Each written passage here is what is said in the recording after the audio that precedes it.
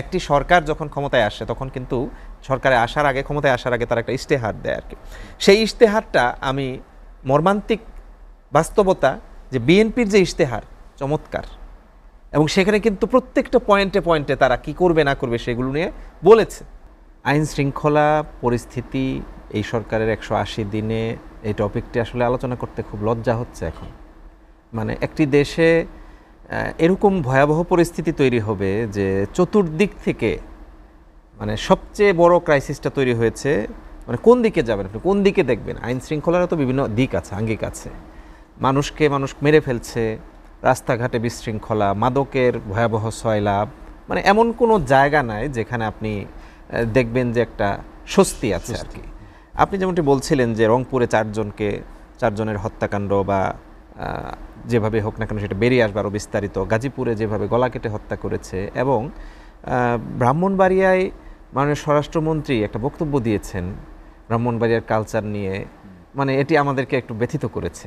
মানে উনার মতো প্রাতিষ্ঠানিক জায়গা থেকে এই বক্তব্যগুলো যখন আসে তখন আর এটা কিন্তু কথার কথা না, কোনো দলীয় রাজনৈতিক লিডারের কোনো বক্তব্য এরকম মনে করার কিন্তু আর সুযোগ নাই, স্টেটের বক্তব্য কিন্তু, এবং উনি হোম মিনিস্টার, এটা কিন্তু খেয়াল করতে হবে আমাদের। এবং উনার মতো জায়গা থেকে এটা শুধুমাত্র উনি না, মানে আমরা দেখছি যে বর্তমানে সরকারের যে মন্ত্রীগণ আছেন তারা দায়িত্বশীল জায়গায় থেকে এমন এমন কিছু কিছু কথা বলছেন যেগুলো আমাদেরকে ভাবিয়ে তুলেছে, এবং বিশেষ করে এই আইন শৃঙ্খলা নিয়ন্ত্রণের ক্ষেত্রে কিছুটা গা ছাড়া ভাব আমরা দেখতে পাচ্ছি। এবং আপনি দেখবেন যে গত পরশু দিনও মনে হয় বা গতকালকে একটা নিউজ আমি খেয়াল করলাম, গতকাল না পরশু দিন আমি ভুলে গেছি, বলছে যে গরুর ঘাস খাওয়াইতেও সেখানে চাঁদা দিতে হবে আর কি। মানে গরু যে সাধারণত এই চড়ে বেড়াবে আর কি, সেখানেও চাঁদা দিতে হবে। জানি না, নতুন ডাইমেনশন হতে পারে, এটা একটা বিজনেসের পলিসি। পটুয়াখালীর বাউফলে, রাইট। হ্যাঁ, তো এরকম ঘটনাগুলো ঘটছে, এবং আপনি বলেছেন যে স্টিকার লাগিয়ে দেওয়া হচ্ছে, দেয়ালে লিখে দেওয়া হচ্ছে, রাস্তায় দাঁড় করে চাঁদা আদায় করা হচ্ছে, যেগুলো যে পুরনো কায়দা তো আছেই, নতুন নতুন ডাইমেনশন, নতুন নতুন আইডিয়া কিন্তু আমরা এখন দেখতে পাচ্ছি।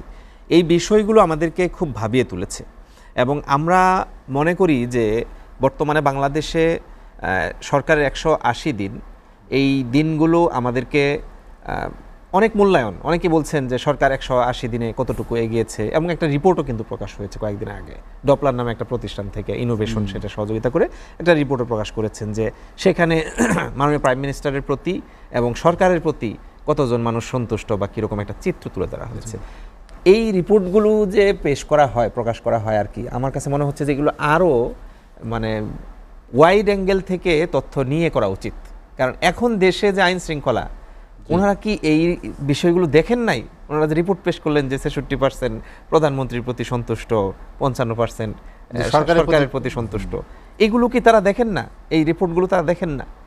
আজকে আপনি বলেন যে আমরা দুঃখ পেয়েছি আর কি, আমি নাম বলতে চাচ্ছি না, একটি দায়িত্বশীল জায়গায় তারা সংসদ সদস্য, আমরা এক টেবিলে বসে আছি, উনি বলছেন যে রাজনৈতিক সিদ্ধান্ত না হলে মাদক বন্ধ করা সম্ভব না। আমি মনে করি যে উনি কারা আশ্রয় প্রশ্রয় দিচ্ছে, রাইট কথাটাই তো বলেছেন তিনি, রাজনৈতিক নেতৃবৃন্দের সিদ্ধান্ত ছাড়া। মানে এখানে ঘটনা ঘটেছে, দেখেন আমার এলাকায় এসপি একজন লিডারকে ফোন করেছেন, ফোন করে কথা বলা হচ্ছিল, উনি বলছিলেন যে মাদক কেন বন্ধ হচ্ছে না, এসপি বলছে স্যার মাদক বন্ধ হবে না। তো উনি বলছেন মাদক বন্ধ হবে না কেন, কয় স্যার রাজনৈতিক নেতৃবৃন্দরা না চাইলে তো মাদক বন্ধ হবে না। এখন এই যে একটা ঘুরপাক খাচ্ছে কিসের মধ্যে, এখন এটা নিয়ে ডিসিশন নিচ্ছেন না। এবং কি বলছেন জিজ্ঞেস করলে তখন সরকারের পক্ষ থেকে বলা হচ্ছে যে বিগত সরকারের আমল থেকে চলে আসা এই ধারাবাহিক মাদকের ছয়লাভ, এই রাহাজানি, খুন, ধর্ষণ, চাঁদাবাজি এসব কিছু চলমান আছে। কি আজব কথা! কোনো কোনো ক্ষেত্রে এসব অপরাধ বেড়েছে। না, আপনি খেয়াল করতে হবে যে বিগত সরকার বলতে আপনি কি বোঝাচ্ছেন? বিগত সরকার কিন্তু অলরেডি 2 বছরেরও বেশি টাইম পার করে ফেলেছে। 2024-এর 5 আগস্ট বিদায় হয়েছে বা এখান থেকে পালিয়ে যেতে বাধ্য হয়েছে, এবং তাদের সাঙ্গপাঙ্গরা আজকে আর সেই চাঁদাবাজি, সেই মব, নানান বিষয় আশয়ের সাথে কিন্তু নাই। এখন যা আছে সেটা কারা, এটা কিন্তু বাংলাদেশে স্পষ্ট হয়েছে। ছাত্র দলের নাম আসছে, যুব দলের নাম আসছে, এবং ইন্টারিম আমলে কীভাবে পুরান ঢাকার একজন ব্যবসায়ীকে পাথর চাপা দিয়ে মারা হলো, সেই বিষয়গুলো কিন্তু সামনে চলে আসছে। এবং 56 জন মানুষকে হত্যা করার ঘটনা ঘটেছে, 56 জন না 53 জন, আমি কনফার্ম হতে পারলাম না বিষয়টা, সরি গত পরশু দিনের যে রিপোর্টটা আসলো আর কি, সেই রিপোর্টে এখন এরকম ঘটনাগুলো বিএনপির নামে আসছে। ক্ষমতাসীন দল এরকম সরকারের ক্ষমতায় আসার সাথে সাথে তারা 6 মাসে এই বিষয়গুলো নিয়ন্ত্রণ করতে ব্যর্থ হচ্ছে, যে তার নিজের দলের লোকজনই আজকে মারা পড়ছে। সেই জায়গায় আজকে আপনি বলছেন যে রংপুরে যে 4 জন ঘটনা ঘটেছে হত্যাকাণ্ডের, গাজীপুরে যে ঘটনা ঘটেছে এবং ব্রাহ্মণবাড়িয়ার যে উদ্ধৃতিটি আমরা বললাম আর কি, এইগুলো আমি মনে করি যে আলটিমেটলি আমাদের এই দেশকে অস্থিতিশীল করছে এবং অকার্যকর করার দিকে নিয়ে যাচ্ছে। কারণ দেশে যদি আইন শৃঙ্খলায় ঠিক না থাকে তাহলে এইখানে আপনি কিভাবে কি করবেন? এরপরে এখানে আসেন হলো যে এর পরবর্তীতে এর বাইরে হুমকি ধমকি তো আছে, নানান কথা তো আছেই আর কি, সেগুলো তো আছেই বিভিন্ন বিষয় আর কি। এমনকি এগুলো কেন হচ্ছে, এগুলো একটি সরকার যখন ক্ষমতায় আসে তখন কিন্তু সরকারের আসার আগে, ক্ষমতায় আসার আগে তারা একটা ইশতেহার দেয় আর কি। সেই ইশতেহারটা আমি মর্মান্তিক বাস্তবতা যে বিএনপির যে ইশতেহার চমৎকার, এবং সেখানে কিন্তু প্রত্যেকটা পয়েন্টে পয়েন্টে তারা কি করবে না করবে সেগুলো নিয়ে বলেছে। এখন আজকে দেখেন যে 6 মাস চলে গেল, ইশতেহার বাস্তবায়নের জায়গায় আমরা কোনো কিছুই দেখছি না। না দেখার ফলশ্রুতিতে এখন কি হচ্ছে, দেশটা আস্তে আস্তে অকার্যকরতার দিকে যাচ্ছে। এবং একটা দেশে আপনি বিদ্যুৎ বলেন, জ্বালানি বলেন, নিত্য প্রয়োজনীয় বিষয় বলেন, ব্যাংকিং বলেন, সকল দিক তখনই স্মুথ হবে। এখন সবচেয়ে বিষয় আলোচনা আসছে কি, যে বিনিয়োগ কেন আসছে না? বিনিয়োগ কেন আসবে দেশে? আইন শৃঙ্খলা যদি এরকম থাকে তাহলে এখানে তো বিনিয়োগ আসবে না।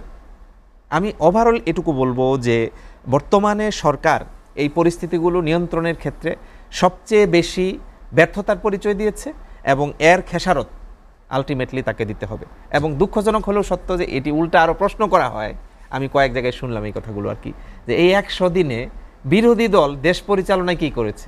হাস্যকর কথা, দেশ পরিচালনা করবে সরকার, তাদেরকে ম্যান্ডেট দেওয়া হয়েছে, ইভেন নিরঙ্কুশ সংখ্যাগরিষ্ঠতা নিয়ে তারা ক্ষমতায় আছেন। এখন সেই দল কি করবে না করবে সেটা এখন আলোচনার বিষয় হওয়া দরকার।